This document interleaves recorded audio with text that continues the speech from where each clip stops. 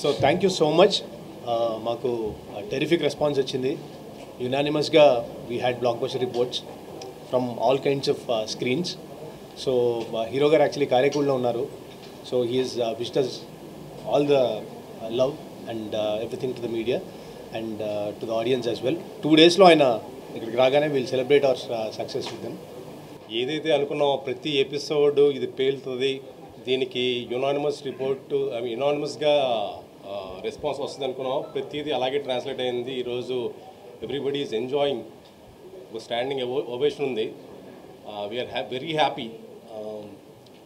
ఇకపోతే మనకి మన ఫ్రెండ్ వర్డ్ ఆఫ్ మౌత్ వచ్చినప్పుడు we are push to or we are drawn to theatres. మనం థియేటర్స్కి వెళ్తాము. అలాంటి ఒక మీకు వర్డిక్ట్ ఎక్కడి నుంచి వస్తుంది అంటే ఒక బుక్ మై షోలోనో, ఎందుకంటే ఆడియన్స్ ఓట్ చేసేది బుక్ మై షోలో కానీ, IMDbలో కానీ, పేటిఎంలో కానీ, ఇలాంటి ఒక క్రెడిబిలిటీ ఉన్న సైట్స్లో you will reflect yourself. మీలాంటి ఫ్రెండ్స్, మీలాంటి ప్రేక్షకులు ఓటేసేది అక్కడ. అలాంటివి మీకు సూచికలు అన్నమాట ఈ సినిమాకి ఎందుకు వెళ్ళాలి అనేది. ఇకపోతే మిగతా విశ్లేషణ పేరుతో విషయం చిమ్మే ఏవైతే కొన్ని సైట్లు ఉంటాయో అసలు వాటిని పట్టించుకునే అవసరం కూడా లేదు. మీరు చూడాల్సింది, మిమ్మల్ని రప్పించడానికి కారణాలు ఈ సైట్లు ఉంటాయి. ఈ బుక్ మై షో కానీ, లేకపోతే IMDb కానీ.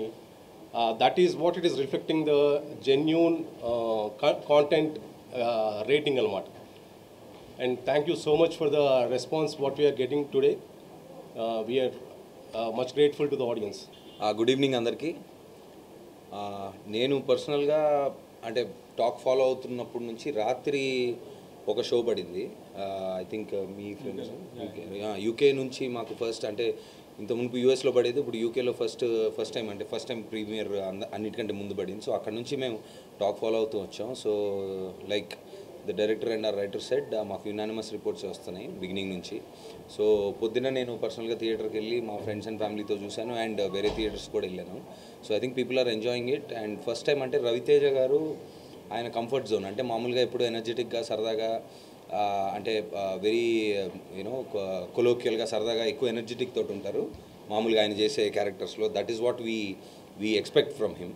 సో ఆయన ఇంత మునుపు అంటే నాకు మా వాళ్ళు కానీ ఆడియన్స్ కానీ చెప్పింది ఏంటంటే విక్రమార్కుడులో రాథోడ్ క్యారెక్టర్ ఎలాగైతే ఎంజాయ్ చేశారో ఆ ఇంటెన్సిటీ, సో సేమ్ అంటే చాలా సంవత్సరాల తర్వాత మళ్ళీ ఆ వైబ్ వచ్చింది, చాలా బాగుందని చెప్తున్నారు. So he stepped out of his comfort zone and ఒక డిఫరెంట్ కైండ్ ఆఫ్ ఎంటర్టైన్మెంట్ ఇచ్చారు దీంట్లో. సో అది బాగా ఎంజాయ్ చేస్తున్నారు. అండ్ ద వే ఫస్ట్ హాఫ్లో అంటే కొంచెం ఇప్పుడు సినిమా రిలీజ్ అయింది కాబట్టి కొంచెం డీటెయిల్గా మాట్లాడుకోవచ్చు. సో ఫస్ట్ హాఫ్లో ఎలాగైతే ఆ క్యారెక్టర్ ఏంటి, అసలు వీళ్ళ కథ ఏంటి అని ఒక కపుల్ ఆఫ్ క్యారెక్టర్స్ కొంత చెప్పడం, ఆ స్క్రీన్ ప్లే అలాగ ఓపెన్ అవ్వడం బాగా ఎంజాయ్ చేస్తున్నారు జనాలు. అండ్ అంటే ఇప్పుడు ఈ బిట్లుగా చెప్తే నేను కూడా ఫస్ట్ హాఫ్ అయిపోగానే పెడతారు కదా, ఫస్ట్ హాఫ్ టూ మచ్ ఉంది, సెకండ్ హాఫ్ ఇంకా బాగుంది, అలా కాకుండా. సో అండ్ సెకండ్ హాఫ్లో అంటే ఇదేంటి ఎక్కువ అంటే మా మదర్ కూడా నిన్న పొద్దున దాని గురించి మాట్లాడుకుంటున్నప్పుడు బాగా యాక్షన్ సినిమా లాగా ఉంది అన్నారు. సరే నువ్వు రా వచ్చి చూడు అన్న. So she was also very happy. ఎలాగైతే సెకండ్ హాఫ్లో అసలు కథ ఏంటి, మెయిన్ అసలు ఏం జరిగింది అని తెలుసుకుంటూ, ప్లస్ ఓహో ఇదనమాట యాక్షన్ బ్లాక్లు లేదా ఈ కథ అని main characters, main story open అయిన తర్వాత ఎలాగైతే ఎమోషనల్ ట్విస్ట్ తీసుకుంటుందో సినిమా, అది ఎవరో ఎక్స్పెక్ట్ చేయలేదు. మేము రిలీజ్ ముందు కూడా చెప్పాము, అంటే మామూలుగా యాక్షన్ కమర్షియల్ ఫిల్మ్స్లో యాక్షన్ తోటి ఎండ్ అవుతుంది, కానీ దీంట్లో మరి అది ఎలాగా ఈ సన్నటి కుర్రాడు అలా రాశాడు అనేది ఎవరికీ తెలీదు. సో వెరీ ఇంట్రెస్టింగ్గా ఓపెన్ అవుతుంది. అండ్ ఓపెన్ అయిన తర్వాత ఎలాగైతే ఎమోషనల్ పాయింట్స్లోకి వెళ్ళిందో I think people are enjoying it truly. We been following. And నేను కూడా మామూలుగా నా ఇన్స్టా కానీ నా ట్విట్టర్లో I personally message a lot of people. So నాకు చాలా పాజిటివ్గా వస్తుంది. అండ్ పీపుల్ మీడియా ఫ్యాక్టరీలో I think their hit streak is continuing and we are all very happy. So Ravi అన్నయ్య, I been talking to him. ఆయన కారైకూడలో ఉన్నారు. I think is coming on the 12th or something. So ఆయన వచ్చిన తర్వాత మళ్ళీ బయట చూసిన సక్సెస్ని ఇంకా ఎక్కువ కనిపించేటట్టు ఇంకా ఎక్కువ సెలబ్రేషన్స్ మేము డెఫినెట్గా చేసుకుంటాం. So thank you so much for all your support. Love you.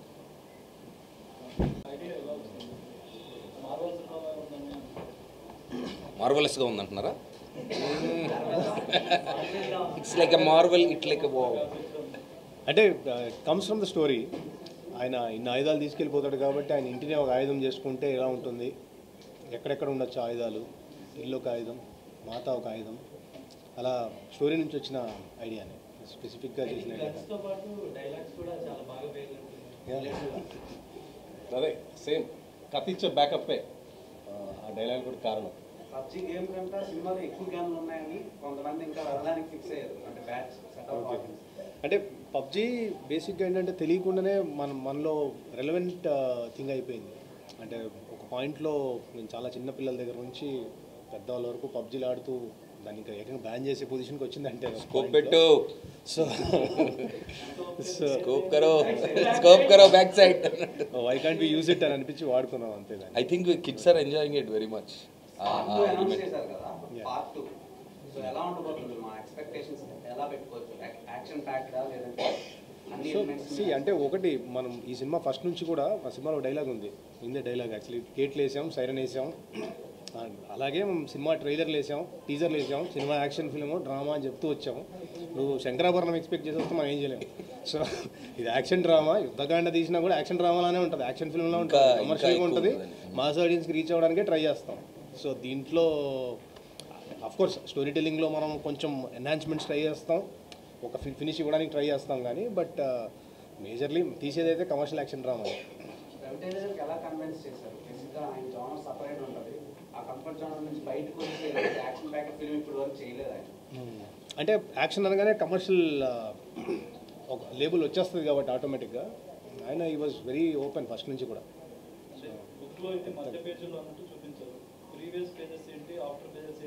అందుకే యుద్ధకాండ అని పెట్టాము. యాక్చువల్లీ రెండు ఉంటాయండి అందులో, ప్రీక్వెల్ సీక్వెల్లో ఉంటుంది.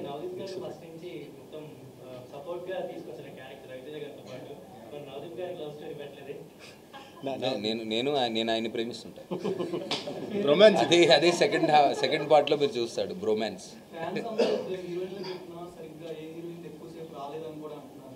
అంటే ఇది హీరోయిన్ సెంట్రిక్ సినిమా కాదు అసలు. ఫస్ట్ మనం ట్రైలర్లో చూపిస్తున్నాం, మీకు ట్రైలర్లోనే రిప్రజెంట్ చేసాం. 1 minute 2 minutes ట్రైలర్ కట్ చేసినప్పుడు ఎంతైతే ఉందో అదే చూపించాం. అంటే స్క్రీన్ పైన మీరు అన్న పాయింట్, ఇప్పుడు స్క్రీన్ పైన స్క్రీన్ టైం గురించి మాట్లాడితే మీరు అనింది కరెక్టే, కానీ ఇప్పుడు కథ ప్రకారంగా మాట్లాడితే సహదేవ్ ఇప్పుడు తను అన్నట్టు తను అంటే ఆయన క్యారెక్టర్ నేను చాలా కాంట్రాక్ట్లు తీసుకున్నా ఏది మిస్ అవ్వలేదు, కానీ ఇప్పుడు నేను చేసేది లైఫ్ టైం కాంట్రాక్ట్, నా వైఫ్ ఇచ్చిన కాంట్రాక్ట్ అనేది ఒక మాట అంటారు కదా. So if you see the driving force it is the heroine కాదు. ఇది నీ ఫ్యాన్స్ అడిగారన్నా, నీ ఫ్యాన్స్ చాలా సెన్సిటివ్గా డీల్ చేసే విషయం అంటే డ్రగ్స్ కానివ్వండి, గన్స్ కానివ్వండి. సో నెక్స్ట్ దాంట్లో కూడా ఈ గన్స్నే ఇది చేస్తారా లేదంటే వెపన్స్నే చేస్తారా? అంటే ఈగల్ అనే పాత్ర బేసిక్గానే గన్స్ నుంచి వచ్చాడు. అతను వాల్మీకి లాగా మనం ఏంటంటే బేసిక్గా ఒక రిపెంట్ అయ్యి then he decides to go against it అనేది మనం చూపిస్తూ వచ్చిన idea. So this is only about illegal. Last 1 monthలో 5 members చనిపోయారు యూఎస్లో. 5 members మొన్న కూడా మన ఇండియన్ స్టూడెంట్స్ మీద అటాక్ జరుగుతుంది. It is happening, it will happen. And India వరల్డ్లో 6th rank or 7th rank లోనే ఉంది. We are not far away, almost near. So relevant issue, maybe the future we can get it. 75,000 arms seize చేశారు 1 yearలో ఇండియాలో, illegal arms.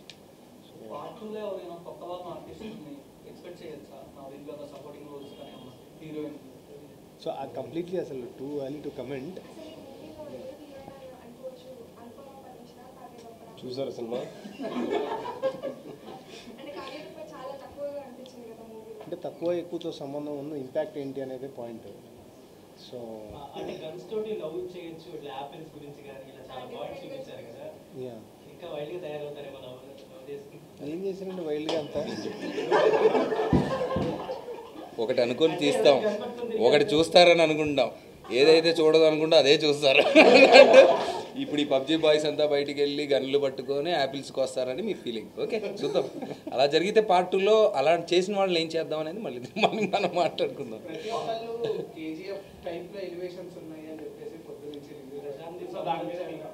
మళ్ళీ ప్రశాంత్ కనిపించారు మాకు. అసలు ఒక్కొక్క డైలాగ్ ఏంటంటే మాకే లేదు లేదు సింపుల్. అంటే తీసుకున్న పాయింట్కి ఆయన సినిమాలకి అసలు మాకు సంబంధం లేదు, మనం తీసుకున్న సోల్ వేరు. But when something has had, ఆయన ఒక మార్క్ సెట్ చేశారు కాబట్టి ఆటోమేటిక్గా somebody is putting it to it, it's okay. విధ్వంసంలో కూడా అంటే తన పాపకి బదులుగా వీళ్ళ పాపని ఇవ్వాలి అని ఆ పాయింట్ తీసుకున్నాను కదా, దాన్ని ఆయన హ్యాపీ అంటే ఎమోషనల్ పాయింట్ ఏదో ఒకటి ఉండాలి కదా డ్రామాకి, డ్రైవ్ ఉండాలని ఈ tried all these things. Climax లో అమ్మవారు సీన్ ఉంటుంది, చెప్పేకి నువ్వు అన్నీ దానికి చాలా ఆడియన్స్ రెస్పాన్స్ హెవీగా ఉంది. టూ మచ్ ఉంది అది the highest goose bumps moment అంటే అదే. అసలు ఆ బ్యాక్గ్రౌండ్ స్కోర్ కానీ అది కానీ నేను అంటే I know the story, I saw the visual, కానీ బ్యాక్గ్రౌండ్తో ఫుల్ థియేటర్లో జనాలతో నేను చూడలేదు కదా. సో పొద్దున్న చూసినప్పుడు ఐ థాట్ ఇది బాగా లేచింది, బాగా సో అది లేచింది. ఆన్ చేసేదే మీరు స్టార్ట్ చేస్తారు. సో ఆ థాట్ ఎలా చూస్తారు? సో అదే ఇందాక చెప్పినట్టు అంటే ఆయన ఇంటిని ఆయుధం చేసుకుందాము, ఇంతమంది వస్తే ఎలా ఆపాలి, 10 yearsగా అక్కడ ఉంటున్నాడు అంటే ఆయన 4C చేసినట్టే 10 yearsలో జరుగుతుంది ఇలాంటిది ఒకటి అని. సో 4C చేసుకున్నప్పుడు ఎట్లా బిల్డ్ చేశారు అని మీరు యాక్చువల్లీ డీటెయిల్గా చూస్తే నవదీప్ గారు యాక్చువల్లీ ముందు సీన్స్లో కూడా అది రిపేర్ చేస్తూ ఉంటారు. శ్రీనివాస్ వచ్చినప్పుడు శ్రీనివాస్ హౌస్లా గారు వచ్చినప్పుడు అండ్ ఫస్ట్లో అజయ్ ఘోష్ గారు ఇంటికి వచ్చినప్పుడు ఆ కార్ది ఫిక్స్ చేస్తూ ఉంటారు. సో ఎక్కడ సబ్ కాన్షియస్గా బిల్డ్ చేస్తూనే వచ్చాం, అది తర్వాత పే ఆఫ్ చేసుకున్నాం. పార్ట్ 2 ఏమైనా క్లైమాక్స్ దీనికి నుంచి ఎక్స్పెక్ట్ చేయొచ్చా? లవ్ స్టోరీస్ ఏమైనా పార్ట్ 2 వెళ్తే మొత్తం హై మూమెంట్స్తోనే వెళ్తాం, ఇంకా కమర్షియల్ ఎక్స్ట్రావెంజానే వెళ్తాం. ఇంకా అంతకంటే బెటర్ ఎక్స్పెక్ట్ చేయొచ్చు. 100%. Thank you.